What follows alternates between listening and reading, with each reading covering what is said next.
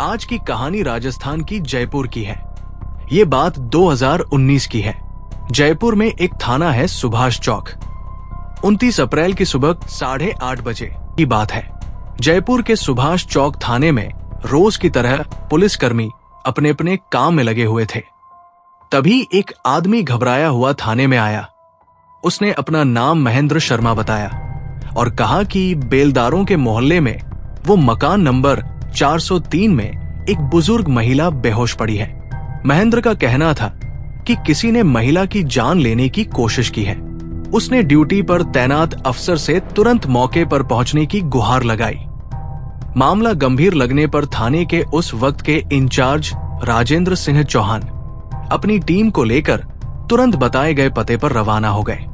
जब पुलिस मकान के दूसरे माले पर पहुंची तो एक कमरे में एक बुजुर्ग महिला पलंग पर बेसुध पड़ी मिली। उनके मुंह से खून आ रहा था और नाक से झाग निकल रहा था।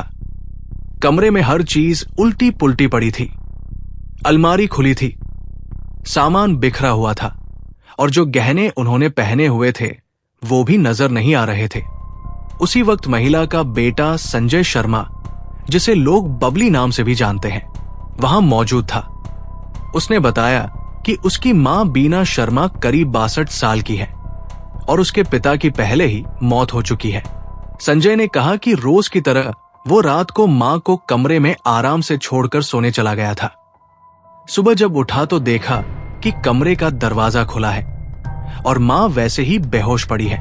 मामला कुछ ठीक नहीं लगा तो पुलिस ने एक सिपाही को वहीं तैनात कर दिया ताकि कोई छेड़छाड़ ना हो, और फिर फॉरेंसिक टीम और डॉग स्क्वाड को भी बुला लिया गया ताकि जांच अच्छे से हो सके।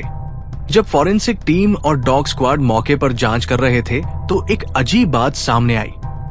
जो डॉग लाया गया था वो बार बार बीना शर्मा के कमरे से निकलकर सीधे उनके बेटे संजय और बहू प्रियंका के कमरे की तरफ जा रहा था।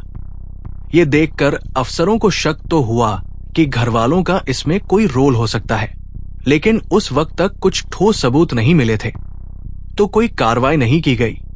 एफएसएल की टीम ने कमरे में अच्छी तरह से छानबीन की।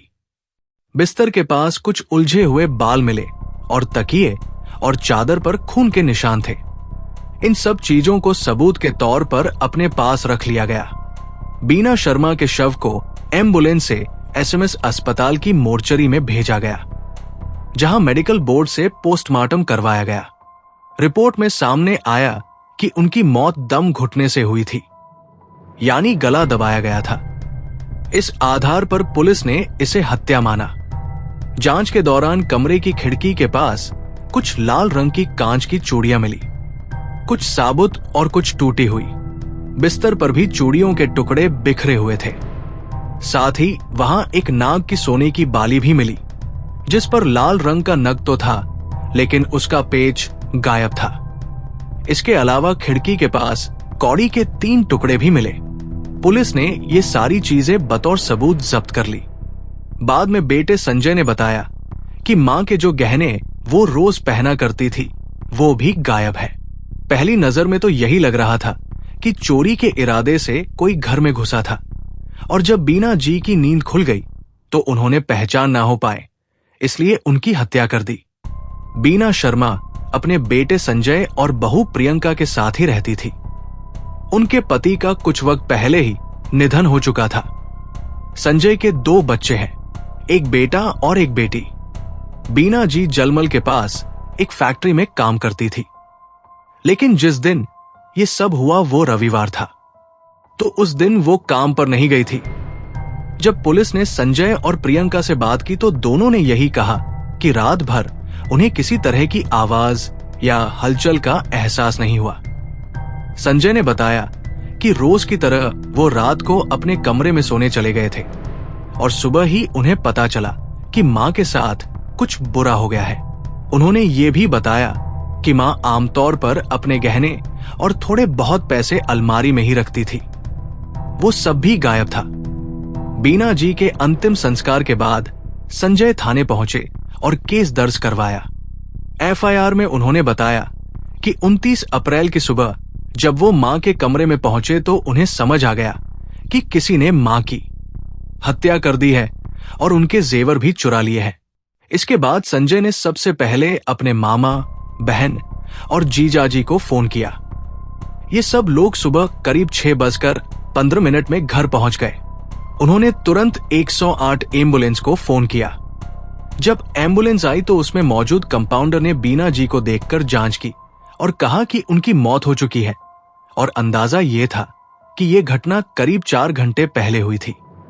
बीना शर्मा का बेटा संजय बचपन से ही पोलियो से ग्रस्त है, जिसकी वजह से वो चलने फिरने में काफी हद तक दूसरों पर निर्भर रहता है। साल 2016 में उसकी शादी उत्तराखंड की प्रियंका नेगी से हुई थी, जिन्हें पूजा के नाम से भी जाना जाता है।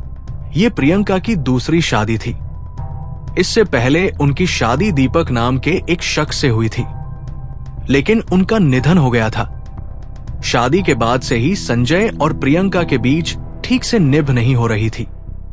दोनों के बीच छोटी छोटी बातों पर झगड़े होते रहते थे। ऊपर से बीना शर्मा और प्रियंका की भी आपस में बिल्कुल नहीं बनती थी। सास बहू में तो कई बार बहस से बात हाथापाई तक जा पहुंचती थी। जब पुलिस ने केस दर्ज करके तहकीकात शुरू की तो सुभाष चौक थाने के प्रभारी ने कई रिश्तेदारों के बयान लिए। जांच में ये तो साफ हो गया कि बीना और प्रियंका की लड़ाइयां अक्सर होती थी, लेकिन घरवालों ने ये बात मानने से इनकार किया कि यही झगड़े इस हत्या की वजह बने हो सकते हैं। यानी घरेलू अनबन से जुड़ा कोई सीधा लिंक सामने नहीं आया। संजय ने पुलिस को बताया कि जिस रात ये सब हुआ, उस रात प्रियंका उसके साथ ही उनके कमरे में सो रही थी। पुलिस के पास भी फिलहाल ऐसा कोई ठोस सबूत नहीं था जिससे किसी पर सीधा शक किया जा सके, लेकिन फिर भी पुलिस पूरे परिवार की गतिविधियों पर चुपचाप नजर रखे हुए थी। इसी बीच पुलिस ने घर और आसपास लगे सीसीटीवी कैमरों की रिकॉर्डिंग चेक की, लेकिन उसमें कोई संदिग्ध हरकत नहीं दिखी। साथ ही मोहल्ले के कई लोगों से पूछताछ भी की गई। एक बात जो जांच में उभरी वो ये कि बीना जी के शरीर पर रगड़ और खींचातानी के निशान मिले थे। इससे पुलिस को शक हुआ कि इस वारदात में किसी जान पहचान वाले का ही हाथ हो सकता है। बीना शर्मा की हत्या थाने से सिर्फ 1 किलोमीटर दूर हुई थी। इतने पास हुए इस मामले ने पुलिस को चौंका दिया, क्योंकि ना तो कोई गवाह मिला, ना कोई साफ साफ सुराग। पूरा मामला अंधेरे में था। इस केस की गंभीरता को देखते हुए एक स्पेशल टीम बनाई गई। उस वक्त एडिशनल डीसीपी सुमित गुप्ता थे। उनके साथ एसीपी राजपाल गोदारास, सुभाष चौक थाने के प्रभारी राजेंद्र सिंह और मानक चौक थाने के इंचार्ज जितेंद्र सिन्हा भी इस केस में लगे हुए थे। पुलिस के सामने कई सवाल थे।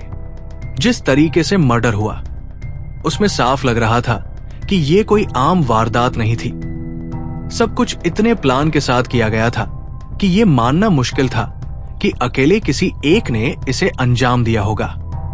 पुलिस को पूरा शक था कि इसमें 2 या उससे ज्यादा लोग शामिल थे। जैसे जैसे जांच आगे बढ़ी, पुलिस सिर्फ बाहर से सुराग नहीं ढूंढ रही थी, बल्कि घर के अंदर के लोगों की हर हरकत पर भी ध्यान दे रही थी। जैसे जैसे पुलिस की जांच आगे बढ़ी, घर के अंदरूनी रिश्तों की परतें भी खुलने लगी। जैसे जैसे पुलिस ने बीना शर्मा की मौत की जांच शुरू की, उन्होंने बीना, उनके बेटे और बहू प्रियंका के मोबाइल कॉल रिकॉर्ड निकलवाए। तभी उन्हें पता चला कि प्रियंका का लगातार संपर्क सुनीता से हो रहा है, जो पहले उसी के घर में किराए पर रहा करता था। अब पुलिस को शक गहराने लगा। जांच में धीरे धीरे और भी बातें सामने आई। पुलिस को पता चला कि प्रियंका और सुनीता, जिसका असली नाम सुजीत है, कि बीच कुछ चल रहा है। दोनों अक्सर बीना शर्मा और उनके बेटे संजय की गैर मौजूदगी में अकेले मिलते थे। जब पुलिस को सुजीत और प्रियंका के रिश्ते के बारे में पता चला तो उन्होंने दोनों को हिरासत में ले लिया। फिर दोनों से अलग अलग पूछताछ शुरू हुई। पूछताछ के दौरान प्रियंका बार बार अपना बयान बदलती रही और पुलिस को गुमराह करने की कोशिश करती रही। इसी बीच पुलिस कांस्टेबल सुनीता की नजर प्रियंका के बाएं हाथ में बंधी एक राखी पर पड़ी।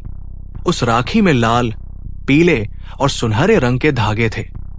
साथ में गोटा भी लगा था।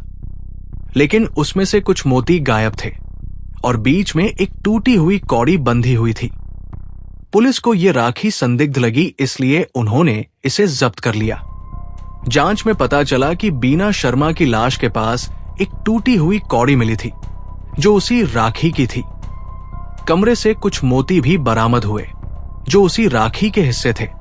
ये सुराग मिलने के बाद पुलिस ने प्रियंका से सख्ती से पूछताछ की। आखिर में प्रियंका टूट गई और उसने कबूल कर लिया कि बीना शर्मा की हत्या उसी ने की है। साथ ही उसने ये भी बताया कि इस वारदात में सुजीत ने उसकी पूरी मदद की थी। जब पुलिस ने प्रियंका और सुनीता दोनों को पकड़कर अलग अलग पूछताछ की तो धीरे धीरे चौंकाने वाली सच्चाई सामने आने लगी। पूछताछ में पता चला कि सुजीत कोई किन्नर नहीं है, बल्कि एक पुरुष है जिसने सिर्फ प्रियंका के साथ रहने के लिए किन्नर का भेष धारण किया था। करीब 1.5 साल पहले प्रियंका अपने दोस्त सुजीत के साथ भाग गई थी। जाते वक्त वो घर की डुप्लीकेट चाबी ले गई और अलमारी खोलकर जेवर और नकदी भी चुरा ले गई।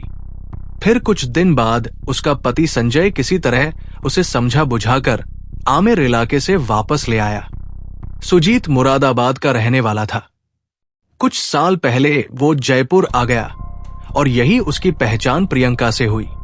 फिर दोनों के बीच नजदीकियां बढ़ती चली गई। दोनों एक दूसरे के करीब रहने के लिए एक चाल चले। प्रियंका ने अपने घर का एक कमरा किराए पर दिया और उसमें सुजीत को ही रखा। लेकिन इस बार सुजीत ने खुद को किन्नर बताया और नाम रख लिया सुनीता, ताकि प्रियंका के परिवार वालों को शक ना हो। अब वो किन्नर बनकर उसी के घर में रह रहा था। जब प्रियंका का पति संजय और उसकी सास बीना घर पर नहीं होते, तब दोनों अकेले में मिलते थे, बाहर किसी को शक ना हो। इसलिए सुजीत बधाई मांगने भी जाता था जैसे असली किन्नर जाते हैं। शादी के बाद से ही प्रियंका और उसकी सास बीना देवी के रिश्ते ठीक नहीं थे। बीना का स्वभाव बहुत सख्त था। वो प्रियंका को ना किसी से बात करने देती थी, ना कहीं आने जाने। मायके जाना तो जैसे मना ही था। इतना ही नहीं, बीना ने 3 बार जबरन प्रियंका का गर्भपात भी करवा दिया था। फिर भी इलाज नहीं करवाया गया। कई बार सास गुस्से में बेटे के सामने ही बहू को थप्पड़ मार देती थी। इन सब बातों से प्रियंका के मन में गुस्सा भरता चला गया और उसने तय कर लिया कि अब बहुत हो गया। इसी दौरान प्रियंका ने अपने दर्द की कहानी सुजीत को सुनाई। सुजीत वैसे भी उस पर जान छिड़कता था, तो वो उसकी बातों में आ गया। फिर दोनों ने मिलकर बीना को रास्ते से हटाने की योजना बना डाली। दिन तय हुआ 28 अप्रैल। उस दिन रविवार था और बीना देवी घर पर ही थी, क्योंकि फैक्ट्री की छुट्टी थी। रात को जब पूरा घर सो गया, प्रियंका ने मकान का मुख्य गेट खोलकर सुजीत को अंदर बुला लिया। सुजीत दबे पांव छत तक चला गया और छिपकर बैठ गया। प्रियंका ने पहले ध्यान से देखा कि उसका पति और सास दोनों सो चुके हैं। फिर वो ऊपर गई और सुजीत को नीचे बुला लाई। दोनों बीना देवी के कमरे में घुस गए। बीना बिस्तर पर लेटी हुई थी। प्रियंका ने उनके हाथ कसकर पकड़ लिए और सुजीत ने उनके मुंह और नाक पर तकिया रखकर उन्हें मार डाला। बीना देवी ने जान बचाने की बहुत कोशिश की, लेकिन कमरे में चल रहे कूलर की आवाज की वजह से बाहर तक कोई आवाज नहीं पहुंची।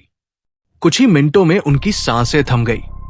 इसके बाद प्रियंका ने वही किया जो उसने क्राइम पेट्रोल जैसे सीरियल्स में देखा था। उसने दस्ताने पहन रखे थे ताकि उंगलियों के निशान ना आए।